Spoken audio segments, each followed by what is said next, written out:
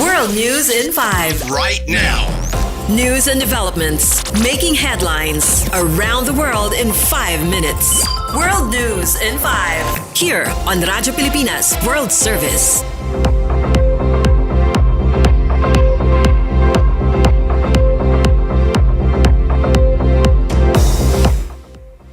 Good day, I am Peñano with today's World News in 5. Israel says militants in Gaza have returned the remains of one of the last 4 hostages still unaccounted for from the October 7, 2023 attack.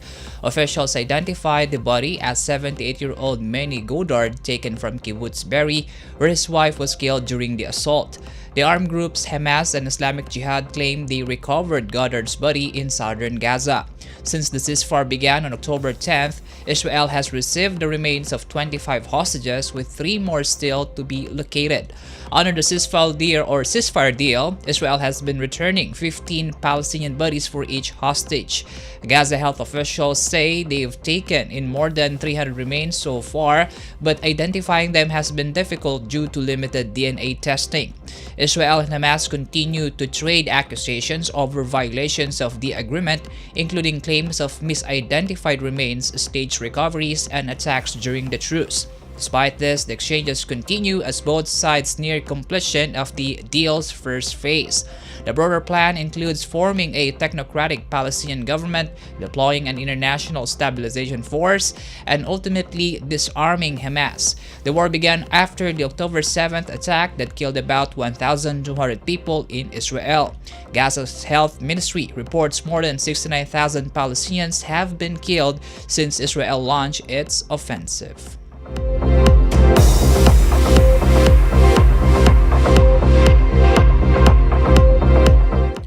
In our news, Syria has reopened its embassy in London after more than a decade, marking another major step in its return to the international stage following the removal of former President Bashar al-Assad.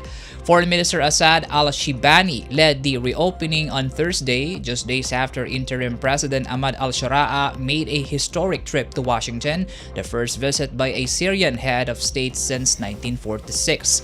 Speaking at an event hosted by Chatham House, al-Shibani described his meeting with British Foreign Secretary Yvette Cooper as successful, saying ties between the two countries are already strong and now moving toward deeper cooperation. He noted that the UK was among the first to lift sanctions and engage with Syria's new leadership, offering support at the UN Security Council and on several sensitive issues. But concerns remain internationally over the treatment of minority groups. Recent clashes on Syria's coast and in Sweden have escalated into sectarian attacks, leaving hundreds of Alawite and Druze civilians dead. Al-Shibani said around 3,000 people have been detained over the violence, adding that the government is working to integrate Alawites into local police forces. He stressed that any abuses committed during the unrest are not tolerated by the Syrian authorities.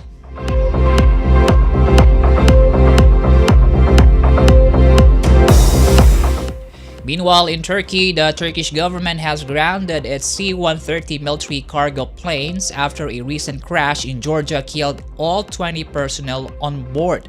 According to Turkey's defense ministry, all C-130 flights are suspended while the fleet undergoes detailed technical checks. Only aircraft that pass inspection will return to service. The military relies heavily on these planes for troop and logistics transport. A Turkish C-130 went down Tuesday in Georgia's Signagi municipality while flying from Ganja, Azerbaijan to Turkey. Investigators are still determining what caused the crash. An accident investigation team has collected the flight data and cockpit voice recorders now being analyzed in Ankara. Officials note the aircraft had been modernized, last serviced in October, and was carrying no ammunition. Debris was scattered across multiple sites and the remains of the final victim were recovered Thursday.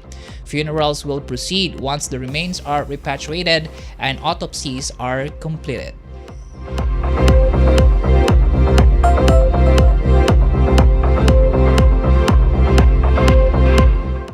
And that concludes today's edition of World News in 5. For Radyo Pilipinas World Service, I am Peñano. Good day.